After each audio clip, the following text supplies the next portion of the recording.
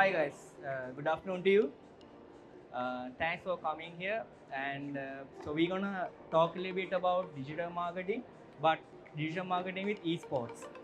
So when you hear the term digital marketing, what do you like usually visualize? Right? Normally you see ads on Facebook, you ads on YouTube, basically some campaigns on Twitter and such, right? So whatever these brands do to reach out to potential customers, they do through digital marketing tactics. They know that people use TikTok, so they put ads. They know that people are using Facebook and WhatsApp, and they try to be there, try to sell their brands through those channels where people are interacting.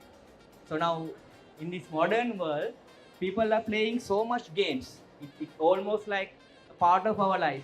There are people who like play daily, people who play weekly, and people actually who play online at full time. Like it's their profession. We call it them professional esports people. And there are people like that in Sri Lanka who earn like I don't know, like if you guys remember, there was a girl kind of famous on Facebook like a couple of years ago.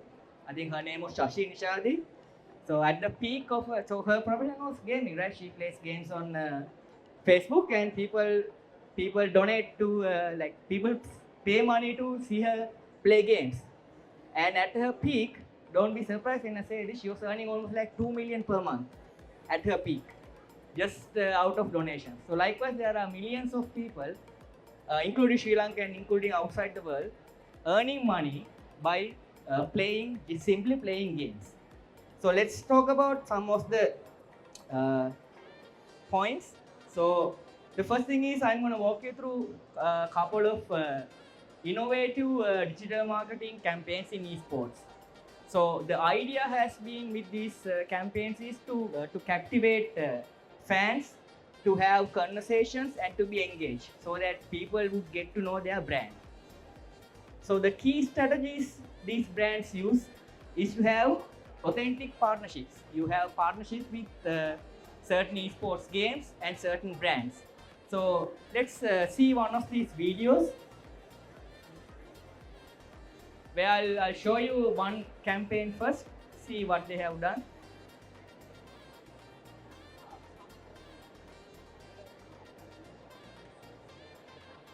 So this is a campaign done by Coca-Cola with a game called League of Legends. People have heard of League of Legends or LOL? Okay. Do you play? But it's one of the very famous games in the world. There are like millions of people play it on daily basis. Let's see what Coca-Cola did with League of Legends. Okay.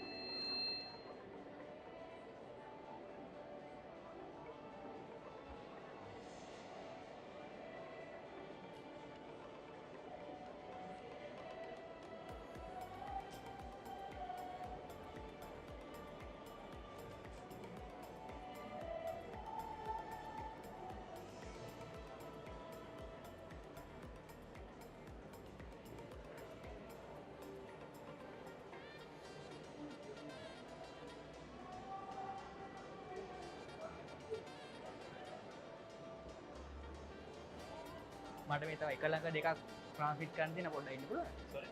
I have to do like 2 videos like in the next time. And just migrate to that. Just plug the other one. Meantime.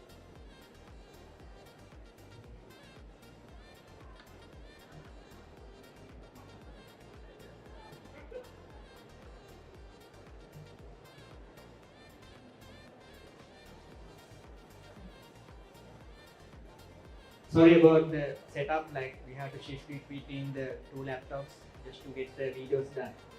So, what do you think about that campaign? Do you feel anything? Feels like there was a guy who's playing the game and he drinks a Coca-Cola and his hero, whoever the player he's controlling, sees that and they come to kind of a truce. Do you think that is a good campaign? Yes, they added some emotional sounds, there were people showing emotions, but do you think that was quite relevant? Do you think, bro? Do you think? You think it's relevant? So when you drink a Coca-Cola, do you want to make peace with other people? You do. But the point is, like, yes, I mean, yes, you can put Coca-Cola to a game and say, okay, we are also gamers also drink Coca-Cola.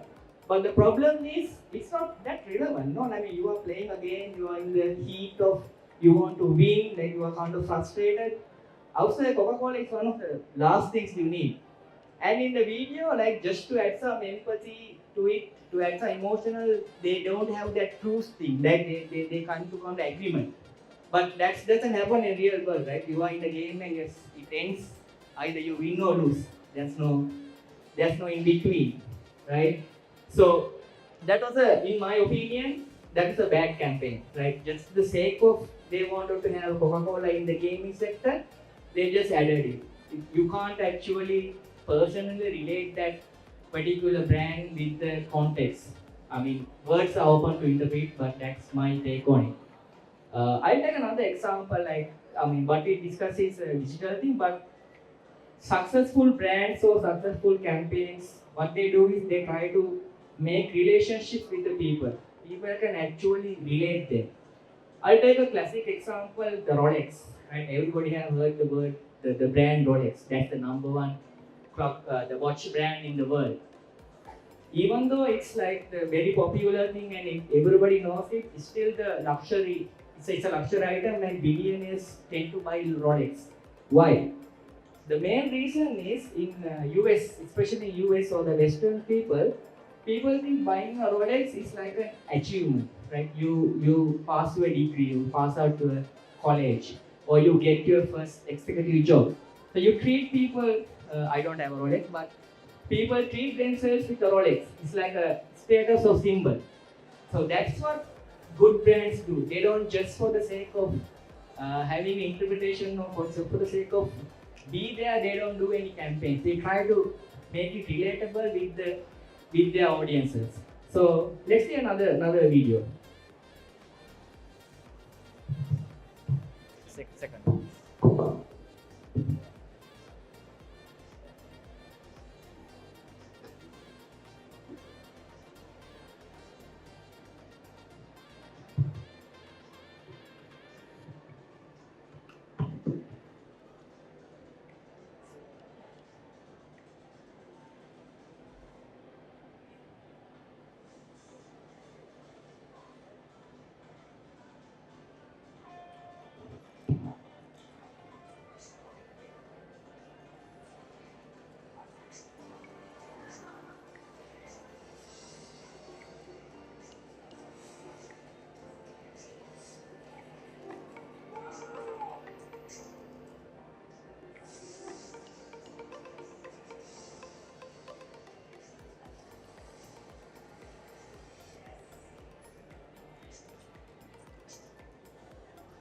What do you think about that?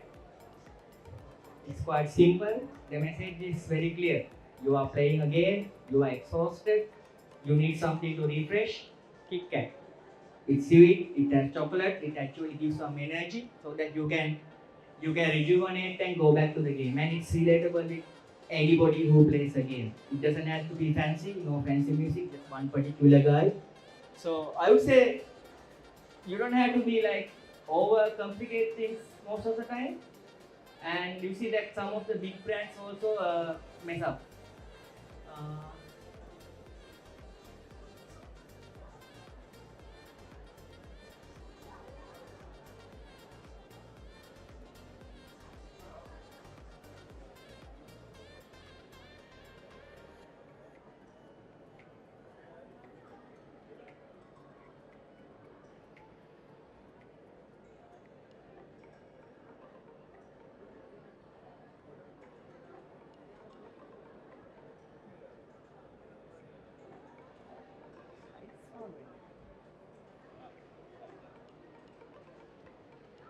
Slides are winning.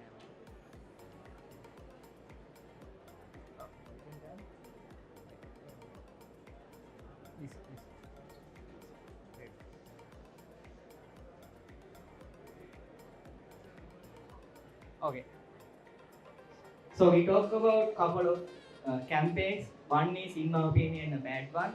The other one is quite simple, but it's relevant. But I'm again saying words are open to interpret. If you feel like the both campaigns are good, which I open thing, that's totally fine.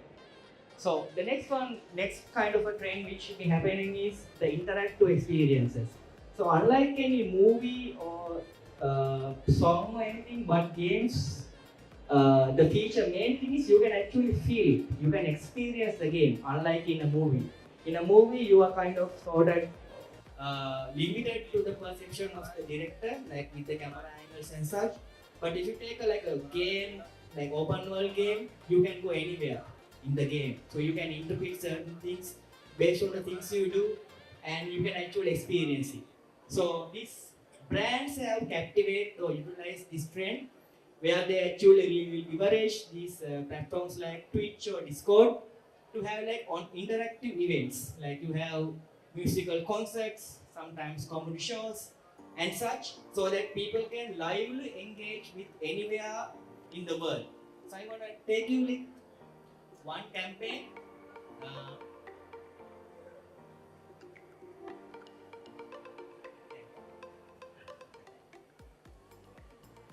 yes.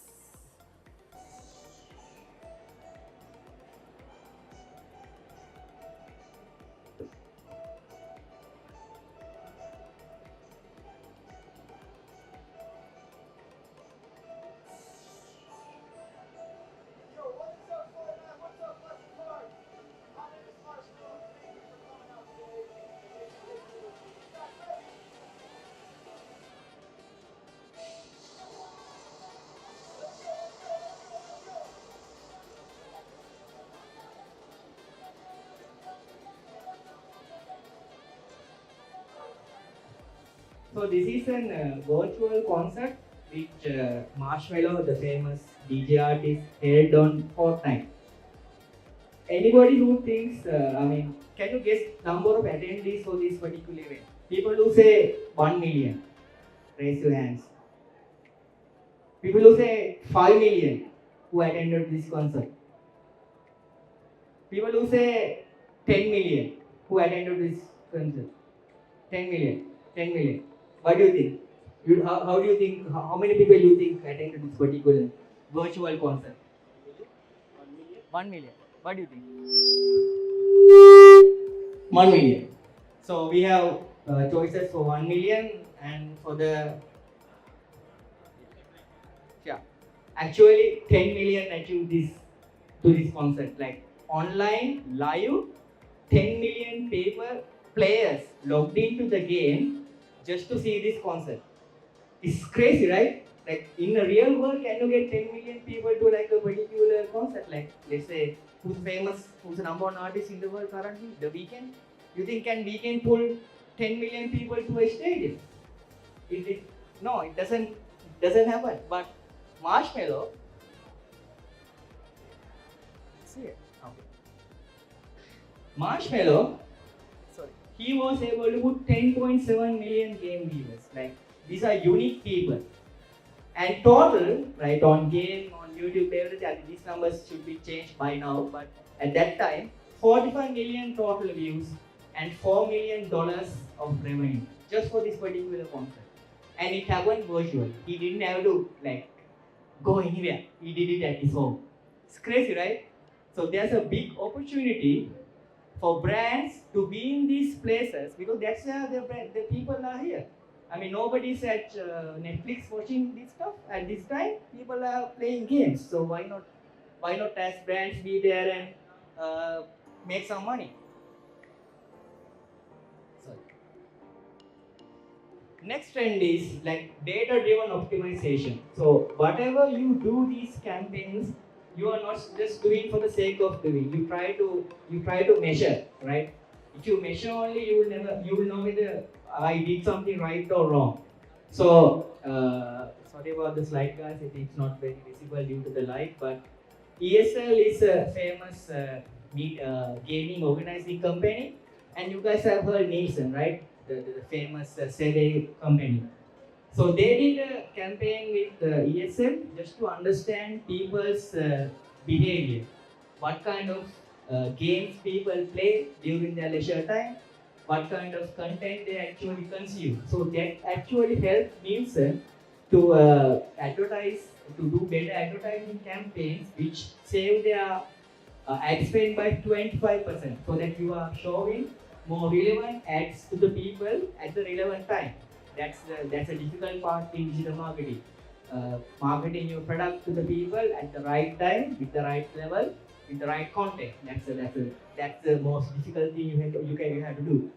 And with this data analyzation, they found out that they could reduce the ad wastage by 25% and to increase the engagement by 12% because simply for the fact that you are showing the relevant ad to the relevant person so that they are more likely to click it.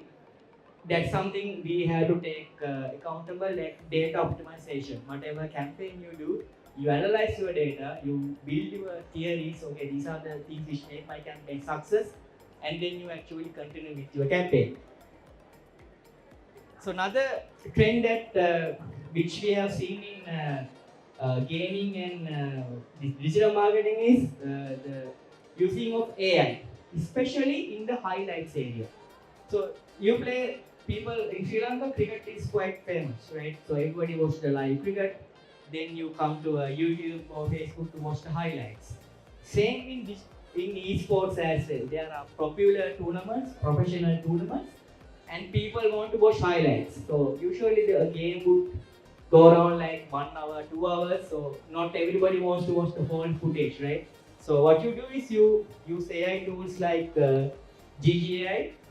You put a prompt saying, okay, this is how the highlight should happen, and it will actually automatically generate those highlights and distribute with people with the relevant similarities and the demographics. So they distribute it to with YouTube, with Twitch and such. So if you look at all these big game companies like ESL, PGL, so all they use these tools like AI tools just to generate highlights, so that whenever the match ends, right, instantly the highlight is available for people to view as per their preferences. Another trend has been is they are leveraging the social media a lot. Like they optimize their content for social media purposes. So people watch a lot of videos on Facebook, on Instagram, TikTok. So anyway, video is the highest engaging type of media in social channels. That's why there's a separate features and aspects tailored just to cater to it. So Red Bull has partnered with a clan called Phase One, which is quite another famous Fortnite campaign. So what they did was they had like an exclusive series surrounding each player from different countries. Now this one is from Albania.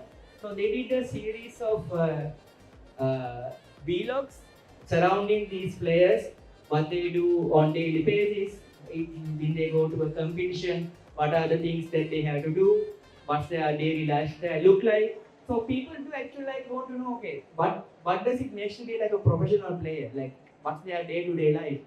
How do they practice? How do they train? So people who are into these games, they actually interested in knowing. I myself a Dota fan, right? My favorite team is Team Liquid.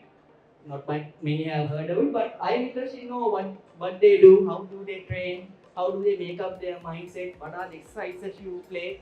So when you see a campaign like that, you are like quite engaged because this is something you don't see every day. Like you can't see, these are not very publicly available unless someone does a campaign. So people do actually spend a lot of time and try to understand what's going on behind the scene. So with the AI, we have VR, right? So whenever you can play that's it. So whenever these brands want to incorporate their things with the game, they have to go with VR technology. Let's say I'm about to show you the next video.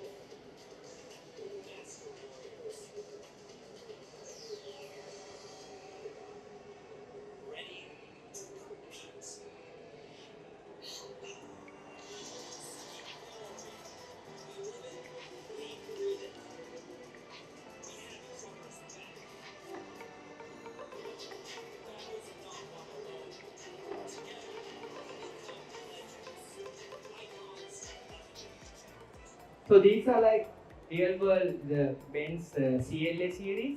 So they incorporated the VR version of it with the game. So people who sign up for this campaign, they could drive this particular VR car, then they could challenge those pro players and win games, win prizes. That was the campaign. So did you ever imagine that a luxury brand like Benz would do something like that? Because we know that these games are being played by quite younger people, Gen Z people. But a mature brand like Benz have decided, okay, we have to put our car in this particular game. It's that level that the world is moving, the brands are moving. So they have taken gaming as another mode of advertising, just like TV, radio, internet. So let's look at some of the career opportunities available for people who are in digital marketing but interested in esports and gaming. So the content creator, like developing engaging content strategies for social media, creating video production, and for the streaming platform. So you are specifically responsible for. So if you're like someone who's quite good at content creation, who actually doing those production work, there's a huge opportunity for these content creators, specifically in the gaming area. Like you could work for a professional team, or you can be your own streamer, or you can actually work with a company like ESL and BGL.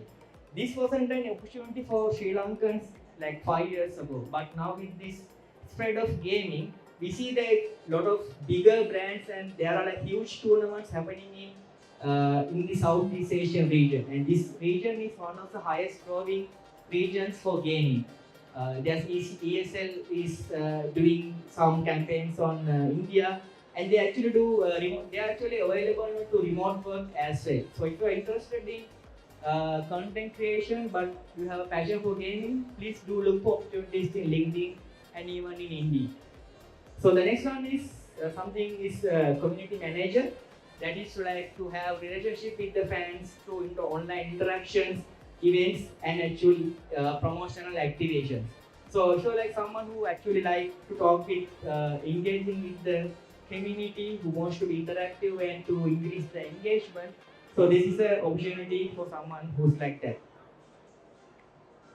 So next one is the performance marketer, someone like me, someone who's good at analyzing data and someone a little bit logical.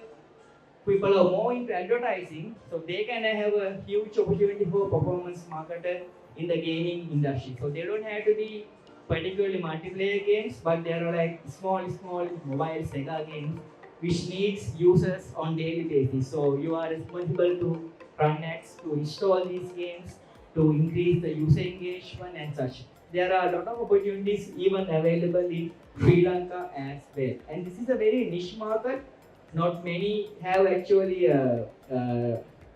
capitalized these opportunities, and because due to the lack of knowledge, like I mean, let's say I'm a performance marketer and I usually want to work with a huge corporate, not particularly with a game or a small agency. But the thing is, this is the future. This is a very growing market, and if you are someone who's good at advertising and have to like working in numbers, then this could be for you. So the other option I have to say is the esports agency professional.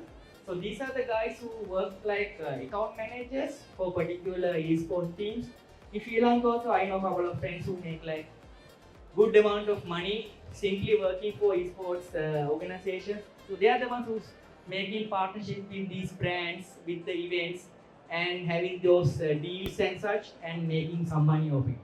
So, so this is quite similar to account manager in like a particular agency where you get like one client to take care of it.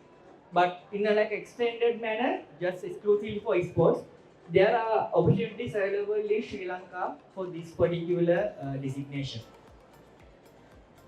So if you want to like more grow yourself with the esports and your career in digital marketing, you need to have some deep understanding of the esports landscape and the audience. It's not that you have to play games and know everything. Like I look League of Legends as example, but I never played a single League of Legends game in my life.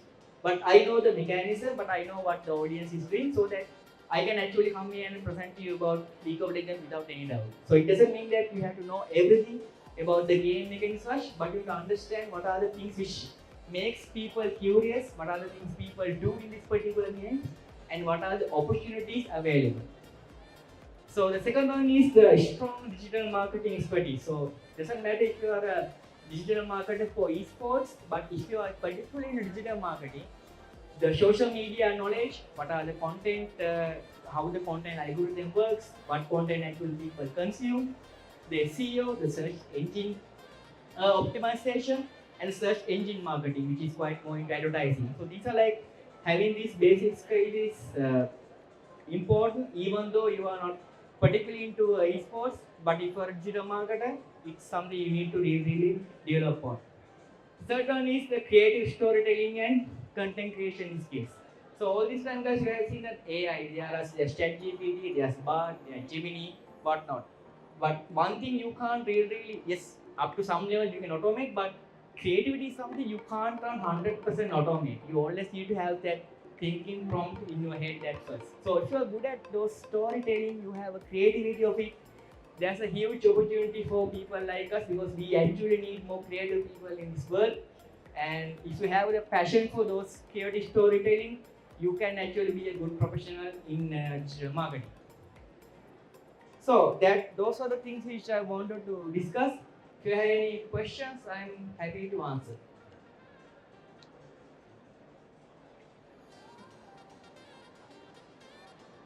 No questions? Yes. Just any Sri Lankan companies are making able to advertise. Sri Lankan brands. There are Sri Lankan brands. I was part of actually one of those campaigns where we did customization for GTA 5. We created Siri Father there. It's something for Sanquik. I can show you. But thing is, nobody has capitalized the way I explained. It's just like esports are famous in Sri Lanka. We have to be there. That was their thinking pattern. I would say it will take another 5 to 6 years to treat esports as a separate media, not just as a sport you just play to waste time, but as a more interactive level. To become mature, it will take a couple of years. But yes, Sanquik has done it with Isobar, and there was one other Slim did one campaign. Those are the campaigns, but nothing particular like groundbreaking, which we talk about. Yes. Thank you. Any other questions? Especially regarding the professional side of it, who's learning digital marketing, want to become digital marketers. If you have any questions, I'm happy to answer. You look like you have a question. Yeah. Okay. Sorry, this is not lengthy enough. You can ask for it. What kind of? So, the competition specifically in this marketing area is it's high. But the problem is not many know what to do. I mean, just because you have the creativity, just because you can draw something, that doesn't mean that you become a good creative person, right? Because when you come to a job, you're not doing it for you. You're doing it for someone else. And if you can't get that information, visualize it and present it back, that's a talent not many people have it. I can guarantee it because I've been working in the agencies for a couple of years and in the marketing industry. So if you are a good creative person and you have that skill to get the requirement, picture it in your head and present it the way that person requests, I don't think there's much competition for you in that sense. But if you are just looking at the creative person, you have like thousands of people coming out of these colleges and such as creative people, but not the ones exactly the industry wants. If we had such people, we won't be doing like that, no? That's the reality of it. I can take another couple of questions. If not, we can wind up. Seems like we are not having any questions, so yeah. If you have any doubts, you can ask me personally or Yeah, even after session, I'll be available. yeah.